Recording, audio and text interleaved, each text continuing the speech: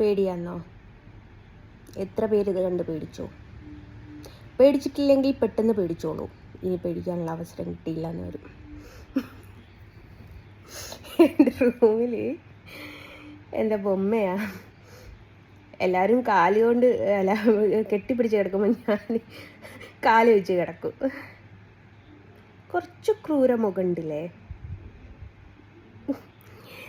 എല്ലാവരുടെ വീട്ടിലും കുഞ്ഞു പിള്ളേരുള്ള അവരുടെ റൂമിലാട്ടോ ബൊമ്മ ഉണ്ടാവുക. പിന്നെ ഈ എട്ടും പൊട്ടും തിരിയാത്ത കുട്ടികളെ വിട്ടേച്ച് പോയ അമ്മമാരോട് ഇത് പറഞ്ഞാൽ മനസ്സിലാവില്ല കേട്ടോ. അപ്പോൾ ഇല്ലമ്മോ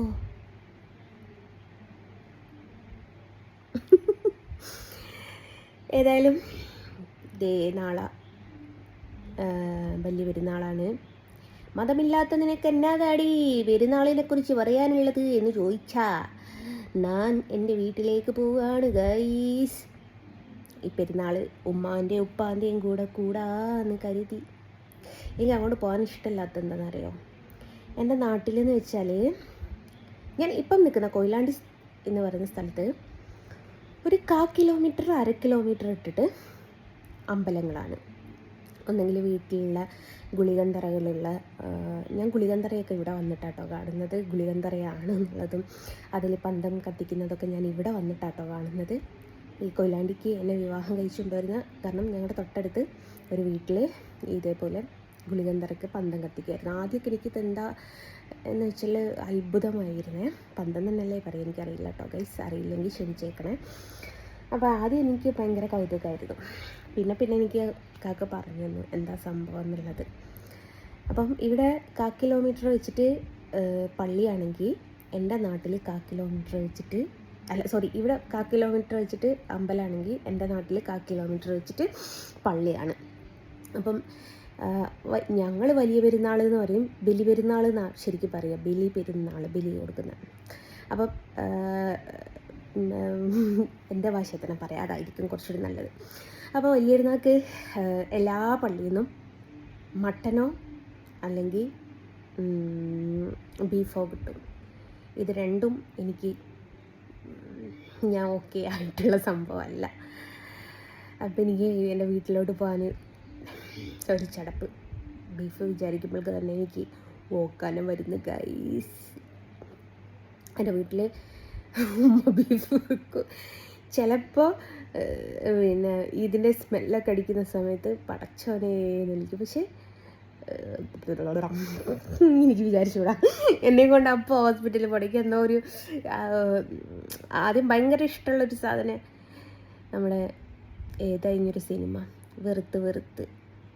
വെറുപ്പിൻ്റെ അങ്ങേയറ്റം പ്രണയമായി മാറി എന്ന് പറഞ്ഞതിൻ്റെ അതിൽ സ്നേഹിച്ച് അങ്ങേയറ്റെത്തിയപ്പം അത് വെറുപ്പായി മാറി. പണ്ട് പൊറാട്ടയും ബീഫും എന്ന് പറയുമ്പോൾ എന്തായിരുന്നു, ഇപ്പം ഇവിടെ ചോക്കാനും വരുന്നു ഗൈസ്. അപ്പം അങ്ങനെയാണ് പ്രശ്നം. എന്താ വെച്ചാൽ എല്ലായിടത്തുനിന്നും ബീഫ് കിട്ടും അല്ലെ ആട് കിട്ടും എന്ന് പറഞ്ഞിട്ട് വാപ്പ ചിക്കൻ മേടിക്കൂല ഗൈസ്. ഞാൻ പട്ടിണിയാവും, അതാണ് എനിക്ക് പേടി. പക്ഷെ ഞാൻ വരുന്നുണ്ടെന്ന് കേട്ടാൽ കുറച്ചെങ്കിലും ചിക്കൻ മേടിക്കും, അല്ലെ ഞാൻ കച്ചറ കൂടും. അപ്പം ഇമ്മയൊക്കെ എന്താ ചെയ്യലെന്ന് വെച്ചാൽ ഞങ്ങളുടെ വീട്ടിലൊക്കെ പൊതുവെ എൻ്റെ ഓർമ്മ വെച്ച കാലം തൊട്ടിട്ട് എന്താ സംഭവം എന്നറിയോ, ഈ ചെറിയ പെരുന്നാളായാലും വലിയ പെരുന്നാളായാലും പള്ളിയിൽ പോകാനാകുമ്പോഴേക്കും പത്തിരിയും ബീഫും അത് മസ്റ്റായിട്ടുള്ളൊരു സംഭവമായിരുന്നു. അന്ന് ചിക്കൻ മേടിക്കില്ല. അത് ചെറിയ പെരുന്നാളായാലും വലിയ പെരുന്നാളായാലും പള്ളിക്ക് പോകാനാകുമ്പോഴേക്കും പത്തിരിയും ബീഫും ഉണ്ടാക്കിയായിരുന്നു. അന്നത്തെ കാലത്തൊക്കെ അത് ഭയങ്കര ഇതായിരുന്നു. പക്ഷേ ഇന്നത്തെ കാലത്ത് എനിക്ക് ബീഫ് എന്ന് പറയുന്നത് അലർജി ആയതുകൊണ്ട് എല്ലാവരും പറയും നൈസ് പത്തിരി ബീഫ് എന്ന്. ഇന്ന് ഞാൻ അരുണിനോട് പറഞ്ഞിട്ടുണ്ട്, അരുണേ പത്തിരിയും ബീഫും ഇങ്ങനെ ഞങ്ങളുടെ കമ്പനിക്കാർ പറയും, അരുണിൻ്റെ കമ്പനിക്കാരായാലും എൻ്റെ കമ്പനിക്കാരായാലും ഒക്കെ പറയും പത്തിരിയും ബീഫും എന്ന്. അപ്പം ഞാൻ പറഞ്ഞു പത്തിരിയും ബീഫൊക്കെ വേണ്ടി പോലെ ലിസ്റ്റ് വേഗം എടുത്തോ, ബീഫിനൊരു മുട്ടും ഉണ്ടാവില്ല. ഇവിടെ കൊണ്ടുവരുന്നതൊക്കെ ഞാൻ അരുണിൻ്റെ വീട്ടിലേക്ക് കൊടുത്തയക്കും. ഞാൻ ഇവിടെ കുക്ക് ചെയ്യാറുമില്ല, ഇങ്ങോട്ടിട്ട് കയറ്റാറുമില്ല. പിന്നെ അവിടെ കിട്ടുന്ന അവിടെ രാവിലത്തെ ഒരു ഇത് കഴിഞ്ഞാൽ പിന്നെ എവിടെ പോയാലും ബീഫ് ബിരിയാണി, ബീഫ് വരട്ടിയത്, എവിടെ പോയാലും എന്തൊരു കഷ്ടമാണെന്നറിയോ, ഇഷ്ടമല്ല. എന്നിട്ട് താത്തനോട് പറഞ്ഞു, മൂത്ത സഹോദരിനോട് പറഞ്ഞു ഒരിത്തിരി ചിക്കൻ കോയീൻ്റെ കാലെനിക്ക് വെച്ചേക്കണേന്ന്. എന്തൊരു ക്രൂരനാണല്ലേ. എനിക്കൊരു ചേട്ടനുണ്ട്, സണ്ണി ചേട്ടൻ എന്ന് പറഞ്ഞിട്ടുള്ള. അപ്പോൾ നിങ്ങൾ സണ്ണി ചേട്ടൻ എന്നൊക്കെ പറയുമ്പോൾ വിചാരിക്കും യൂത്താണെന്ന്. യൂത്തൊന്നല്ല കേട്ടോ. ആള് എന്തെന്നാ പറയുക, എൻ്റെ വലിയപ്പാന്ന് പറയണം. അത്രമേൽ കുറച്ച് ഏജുള്ള ആളാണ്. അപ്പം എന്നെ എന്താ പറയുക, ഞാനും മക്കളും സ്വന്തം മക്കളെ പോലെയാണ്. അപ്പോൾ എനിക്ക് വാങ്ങി തന്ന ബൊമ്മയായത്. ഞാൻ ബാംഗ്ലൂരല്ല മൈസൂർ പോയ സമയത്ത് എനിക്ക് 5000 രൂപ അയച്ചു തന്നിട്ട് ബൊമ്മനെ വാങ്ങാൻ പറഞ്ഞു. അവിടെ ഷോപ്പിൽ വെച്ച് ഏറ്റവും വലിയ ബൊമ്മനെ വാങ്ങിച്ച്. പക്ഷേ ഇത് എങ്ങനെയാണ് ഞാൻ ഇവിടേക്ക് എത്തിച്ചെന്നറിയോ, ഡിക്കിയിലിട്ട് ഞാൻ പൂട്ടി. ഇപ്പം ചെങ്ങാൻ്റെ കണ്ണിലിട്ട് കുത്താൻ തോന്നുന്നു. അപ്പം അങ്ങനെയാണ്. അപ്പം ഈ പെരുന്നാൾ ഉമ്മാൻ്റെയും വാപ്പാൻ്റെയും കൂടെ പുതിയ വീട്ടിൽ ആഘോഷിക്കുകയാണ് ഞാൻ. മതമില്ലാത്ത ഞാൻ എന്തിന് പെരുന്നാൾ കൂടുന്നു എന്ന് പറഞ്ഞിട്ട് യൂട്യൂബിൻ്റെ അകത്ത് വരുമാനത്തിന് വേണ്ടിയിട്ട് മല്യമാരേ നിങ്ങൾ പറഞ്ഞോളി. ഈ പറയുന്നത് എന്തുകൊണ്ടാണെന്നറിയോ, ഉസ്താദുമാർ ഇങ്ങനെ വയല് പറയല്ല പാടുകയ്യ, അവരെ കളിയാക്കുന്നതാ. അപ്പം അങ്ങനെയാണ്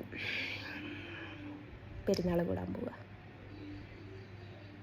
ഇച്ഛായൻ ഇതുവരെ എത്തിയില്ല. ഇച്ഛായൻ എത്തിയ ഉടനെ ഇവിടുന്ന് വണ്ടി എടുക്കും. അരമണിക്കൂർ മുമ്പേ ഞങ്ങൾ വണ്ടി എടുക്കും.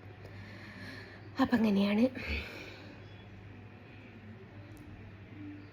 ഇനി എന്നെ ഇമിറ്റേറ്റ് ചെയ്യുന്ന ആൾക്കാർ വേഗം ബൊമ്മയെ എടുത്തിട്ട് ഇമിറ്റേറ്റ് ചെയ്തോളൂ.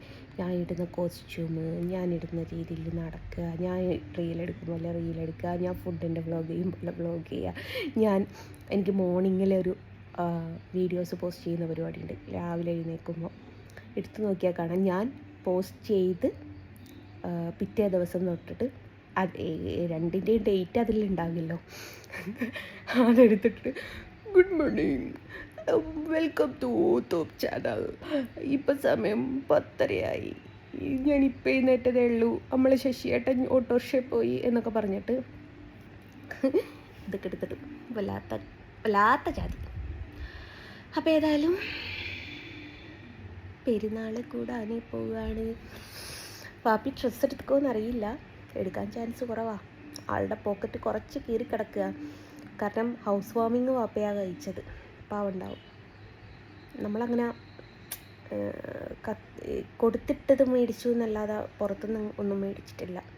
16 വർഷമായി എൻ്റെ വീട്ടിലൊരു ഫംഗ്ഷൻ കഴിഞ്ഞിട്ട്.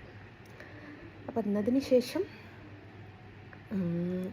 ഇപ്പോൾ ഒരു ഫംഗ്ഷൻ കഴിയുന്നത്.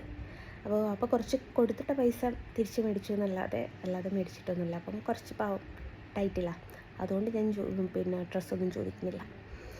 അപ്പം അങ്ങനെയാണ്. പൊന്നോ, ഇവന് ഞാൻ പേരിട്ടില്ല കേട്ടോ. ടാറ്റാ.